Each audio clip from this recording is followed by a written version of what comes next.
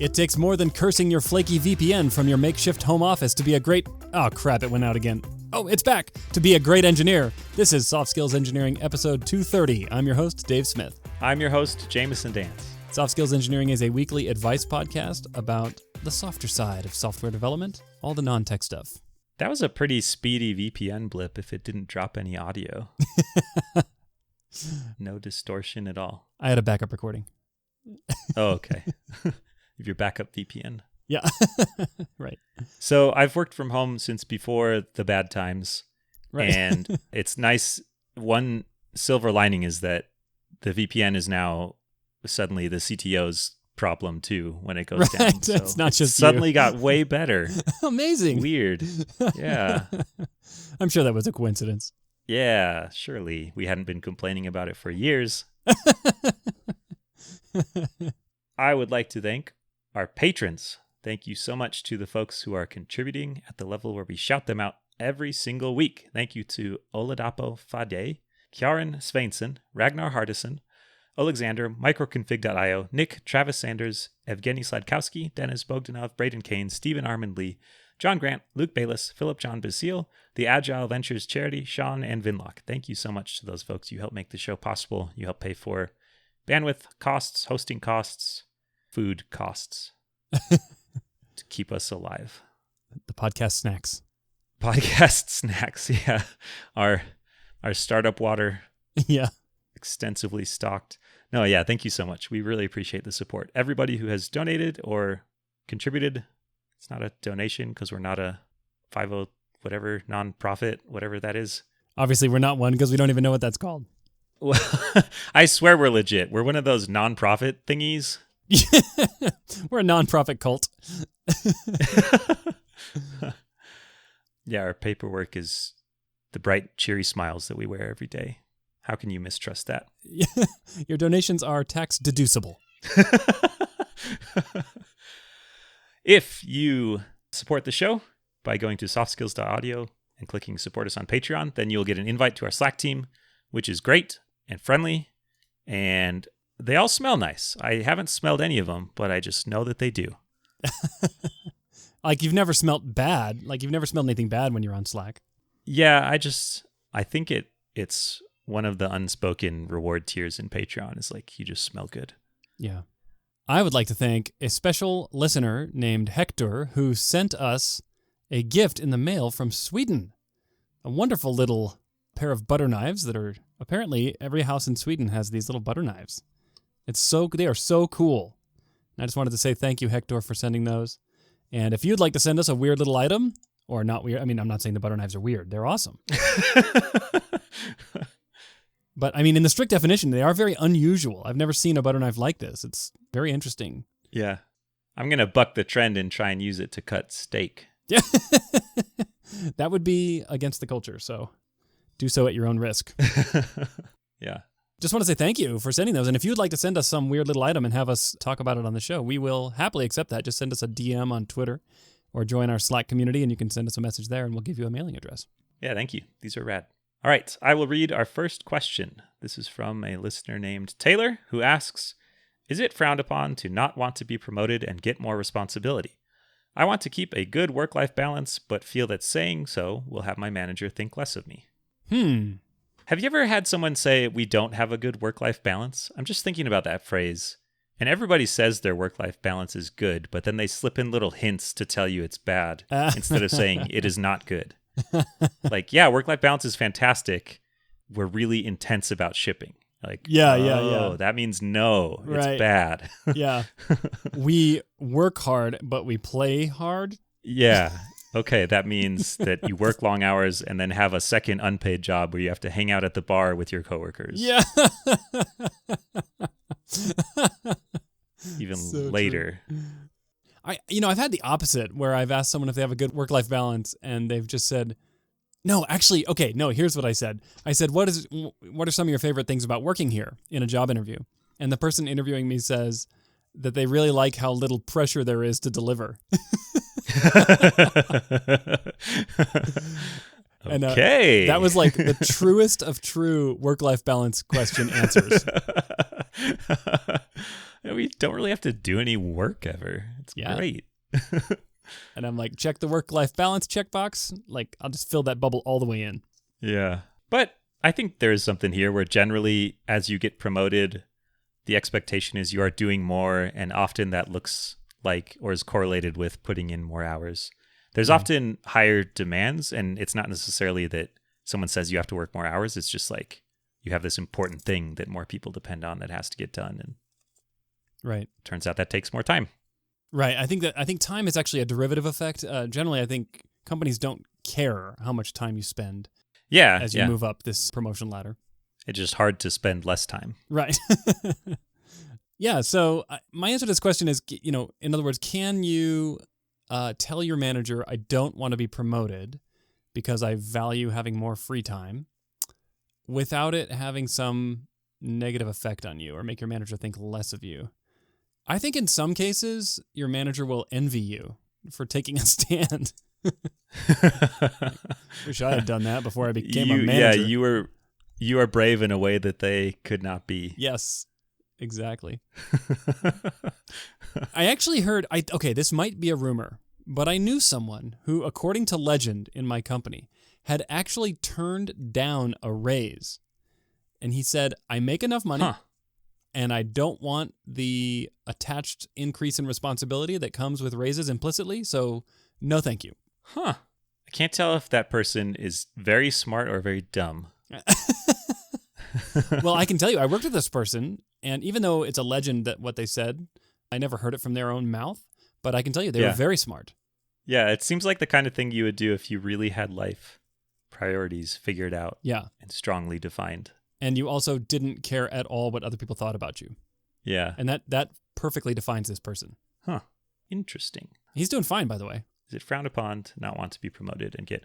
I feel like this might depend on the context and the culture. Like there might be some very competitive kind of ladder climbing cutthroat places where that's just the way it is and you're supposed to want to grow your empire. And if you're not doing that, if you're staying still, you're falling behind. And there might be some places where the work-life balance is really great. And more responsibility isn't really a thing that people are pumped about. That famous Netflix culture deck that who knows if it's real, but it like created an idea of what culture at Netflix is like in a lot of people's heads. And that has a slide, I think it has a slide about up or out, where people, you're trying to like advance them. And if they stop advancing, then you just say, here's your generous severance package. I should confirm this. Well, the generous severance is definitely a quote from that alleged deck. In fact, I've heard that from a Netflix employee. They've said average performance is given a generous severance. A general severance. Yep. We're just gonna generally. It's just they'll sever something. I mean, you've been generally severed. So up or out is in there. It is in some like clickbaity articles that are quoting Netflix culture. Sounds great. I did not find it in the slides, but I feel like it's there. Like really in this day and age, can you get a better source than that? I submit that you cannot. Filtered through like 15 underpaid part-time writers who are just trying to get up there in the SEO rankings. And on the right-hand side of the page, it's just like absolutely littered in advertisements. Or it would be if I did not have copious amounts of ad blockers. Right, like 3 layers of ad blocking. Yeah. Yeah, so probably not there. Not Netflix? Yeah. Okay. But good news, you probably don't work there because most people don't. Right.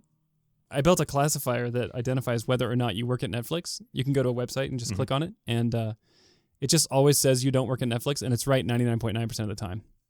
It's very high precision. Whoa, there must be some intense machine learning behind that. Big time. Level of. You should see my F1 scores. They're off the charts. I know exactly what that means, and I get it, and it's funny. Ha, ha, ha. F1.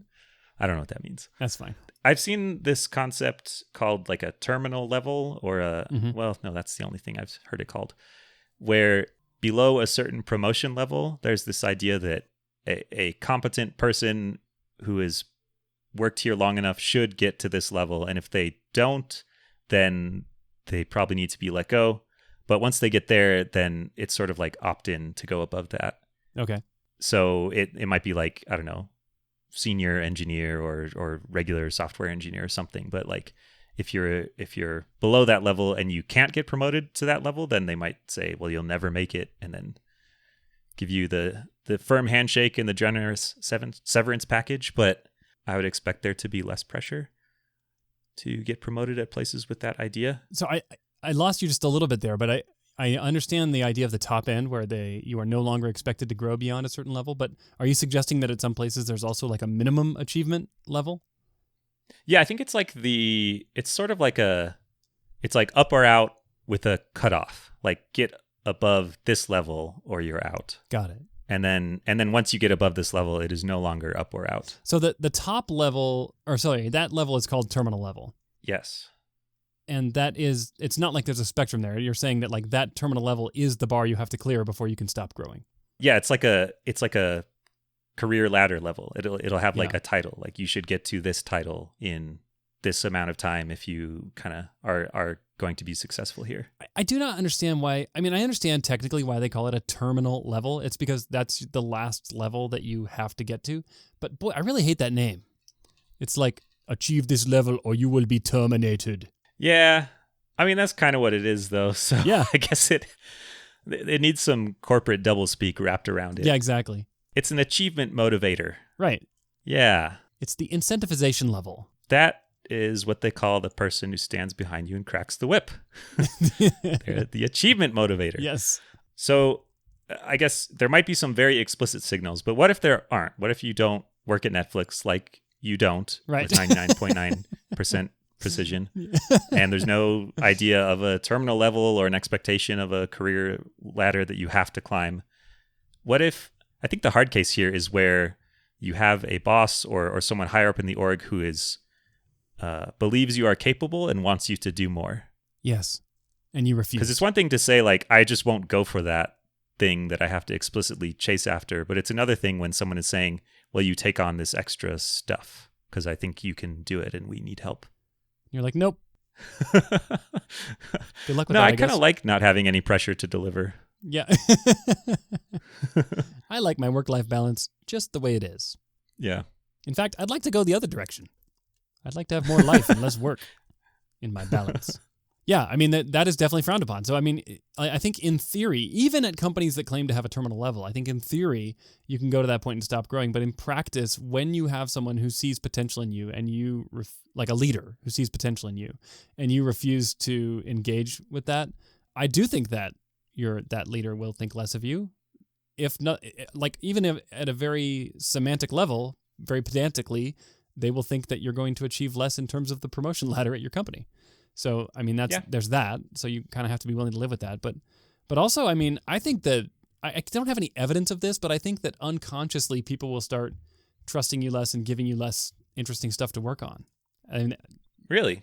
I maybe not. I don't know. Maybe this is just I'm just speculating here. But I mean, imagine if you have two people that are both available to do a project.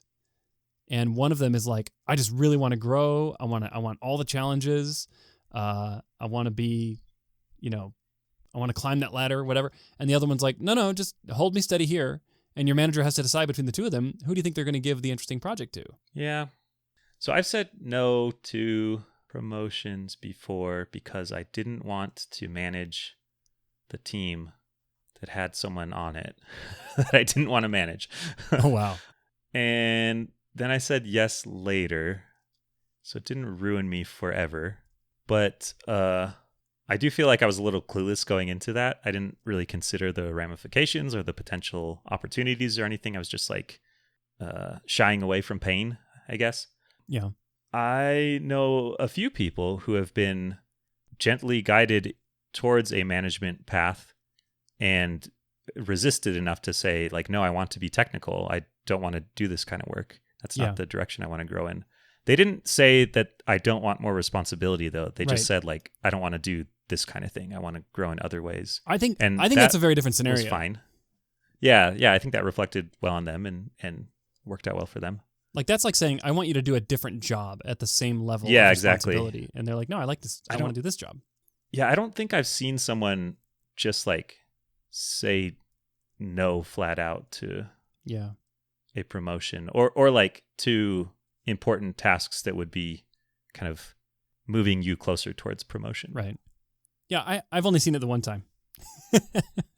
And it was awesome, I thought. But also, I think the risk here is overstated. I think a lot of times people are like, well, if I take that promotion and get more responsibility, suddenly I'm never going to see my personal life ever again. And Yeah. I think that's actually usually more fear than reality. Yeah. I found in my experience, the thing that controls my work-life balance the most is me and my willingness to say no to things or yes to things. And I can often have more life and less work than I choose to have. Yeah. But I mean, yeah, that depends on situations. And maybe you need to show that you're very high achieving in life so that you're still trusted and respected. You just get really good at hacky sack, just a hacky sack wizard, to show that like you're really driven in general. It's just that you work to hacky. You work to hack. Okay. You work to sack. Well, okay. Not sack to work, you know? Got it. I know exactly the person you're talking about, by the way. I think they live in Portland. But go on. They wear Birkenstocks. Write a machine learning algorithm that can detect with 99.9% precision that they live in Portland. I mean, it's more like 70%, but yeah. Yeah. Yeah, and then that way, you'll still show that you're high achieving, trustworthy, just like, you know, their heart belongs to the hack. Not the other way around. Yeah. I mean, wait. Doesn't belong. Yeah, there's just not enough room in his heart for your work. Yeah. I'd love to stay late, but I got a competition? a session. Right. I mean, well, it's a I wonder competition. if they talk about it like skateboarders or something. Like, right. I got to go sack. I don't know. I mean, it is a competition. It's just me hacky sacking against my job. Yeah. I don't really know where where we answered you the question. No, I don't really know where you're going with the hacky sack thing. Sorry.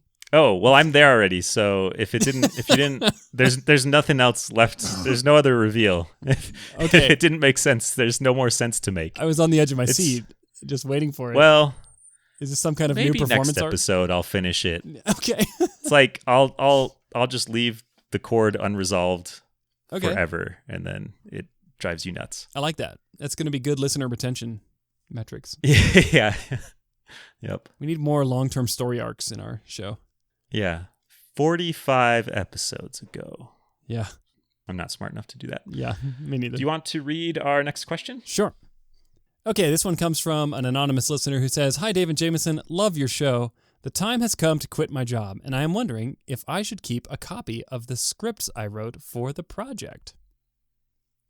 Ooh. Huh. Gonna have to put on our space lawyer hats for this one. Yeah, well, I dabbled in Earth Law by Googling, can you take code to your next job? Okay. And finding one page that says no. Oh. So on Earth, I'm pretty sure that your company owns the code you write.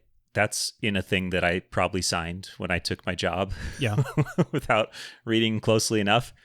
Some companies' employment agreements go further than that, and they own any code that you write while you're employed there, whether it's during work hours on work Right. Hardware or not. And like the thing that you produce for them, one of the artifacts that you produce is code. Like they own it. So I think if you take it, you're basically taking stuff from them that belongs to them, not you. And by stuff, you mean earthly intellectual property. Yeah. There was a case, wasn't there that guy who worked at Goldman Sachs and took some code to another job and got the pants suit off of him? I haven't heard about that one. Let's see if I can do some quick investigative reporting by typing Goldman Sachs programmer took code into Google. Sergey Aleynikov. Oh, he was found guilty. Yeah. So he stole some software from Goldman Sachs. Uh-huh. Or that's what the court ruled, even though he wrote it. Okay. So I think that means no. Yeah. You can't, right? Yeah. I think so. But on the other hand, I did work with the guy who brought his own like fully formed deploy system composed of a series of inscrutable bash scripts from job to job. Okay. And I wish that he had been sued by his previous job so that he could not have brought it. Oh man, you should go you should go interview at his previous company, get a job, and then launch a lawsuit against Rat him out, and then move back to your current company. Yeah. But okay, so what about? So you're saying scripts? In this case, I'm assuming scripts means like code. I'm assuming they're writing. Scripts. Yeah, and I think it's worth answering that question, which is, okay, can I take a bunch of code? And we've seen the Goldman Sachs example. Also, a former Google Waymo employee went to Uber and brought a bunch of code and got the pantsuit off of him as well. That was just last year, actually. I think in both these cases, though, like they explicitly took the code to build stuff out of it and use it in other contexts for a competitor. Yeah. So, like, the reality on the ground is that these people are going to get caught and sued. And if you take a few scripts from one company to the next, you're probably not going to get caught. But as space lawyers who have jurisdiction in this entire solar system, we would suggest against that. Yeah. Now, could you take a photograph of your code on a Polaroid, for example, and take that with you? You probably have to ask regular Earth lawyer. Okay. I feel like no. I mean, I don't know. I'm not going to speculate, but it sounds like no. It does feel like the legal no is maybe different from the in practice no. Like if you are harming their intellectual property or they believe you are, then they will come after you. And if you're not, and if you're taking it to like see how you wrote that one for loop that one time, you might get caught, and then they can probably get you in big trouble. But if you don't get caught, it seems unlikely that some drone will fly into your house and like scan your laptop 5 years from now for code. Yeah. But if you don't get caught, it's fine. It feels like a bad stance to take. Oh yeah, for sure. I feel weird about that. I agree. I would not do this. But, this is why employees always push for allowing their stuff to be open sourced. Yeah, and I think if you brought code that you owned already to a job, you could take that with you. I've seen provisions for that in employment contracts where you list like, these are my inventions already that I will use for this company.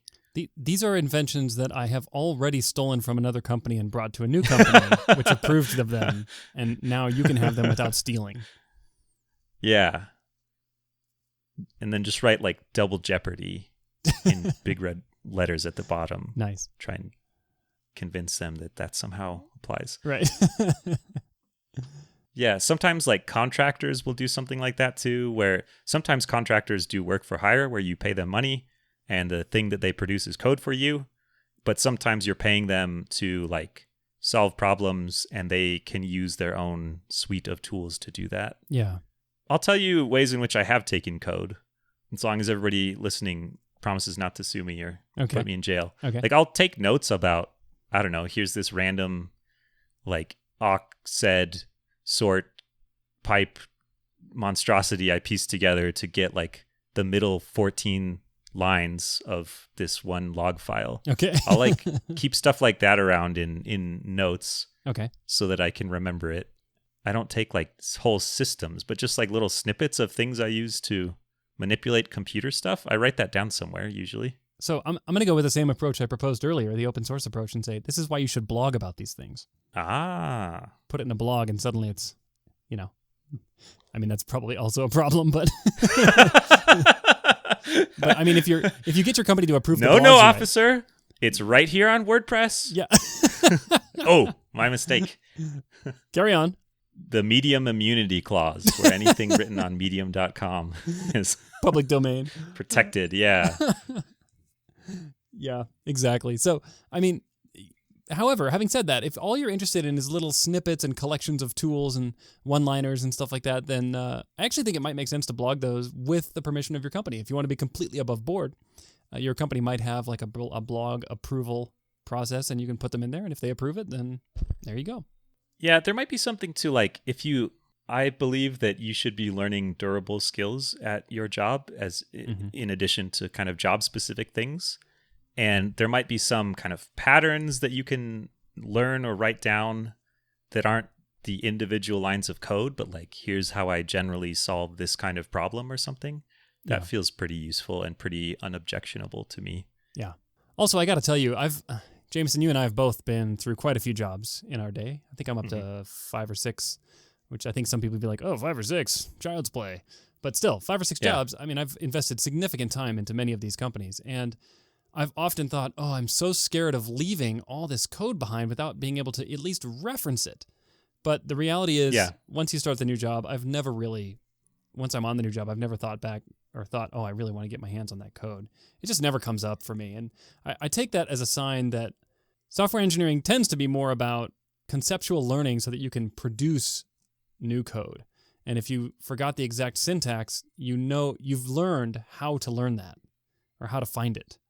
Yeah. And that's been true to my experience. I just have never gone back and been like, oh man, if only I had that one-liner that would save this whole project. No, you learn how to reconstruct that stuff. Yeah. If only that Python list comprehension was at the tip of my fingers. Yeah. I guess one exception I could see to that, if it's like really performance sensitive, like weird fancy data structures tuned for some specific architecture. But then if that's the case, you're probably getting into like Goldman Sachs, Google, Waymo territory of like taking valuable intellectual property that is the secret sauce. Yep. I wouldn't mess with that. Wouldn't touch that with a 10-foot pole. Yeah. If you can just make it again at the next place, though. Yeah, exactly. I mean, you can take all your memories, everything you've learned, all your skills you've developed to your next company. And I just would not recommend taking copied and pasted versions of anything.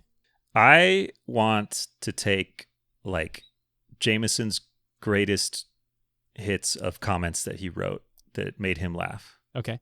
That's what I would want. Not for using later, but just so I could look back on them and say, wasn't I clever when I made this giant, like 4-page long ASCII art thing to tell people don't touch this line or something. That's all fun and games until your company comes after you and says, that was our competitive advantage. Yeah. At least I'll have done this episode with you to have fond memories to look back on. Before you go to jail. Yep. Hopefully they'll let you listen to this episode in jail. Mr. Warden, can I please just have an iPod or something? So, should I keep a copy? No. You should remember stuff you learned and how to solve problems, but you shouldn't copy all the code over. That's right. And for anything you don't want to remember, you can blog it or open source it, both with your company's permission. That's your backdoor. Yeah. All right. Have we answered the question? I think so. Good luck. And if you take our advice and end up in jail, it was Jamison's fault. There was like a subliminal disclaimer at the beginning of the show that everything bad that happens because of listening to it is my fault. That's right. And now I've just made it explicit because I don't want to mess around with any ambiguity here. All right, Jamison, where can people go if they want to take our advice and stay out of jail? They can go to softskills.audio, click Ask Us a Question to ask a question, find places to subscribe there, or click Support Us on Patreon to support the show. We will catch you next week.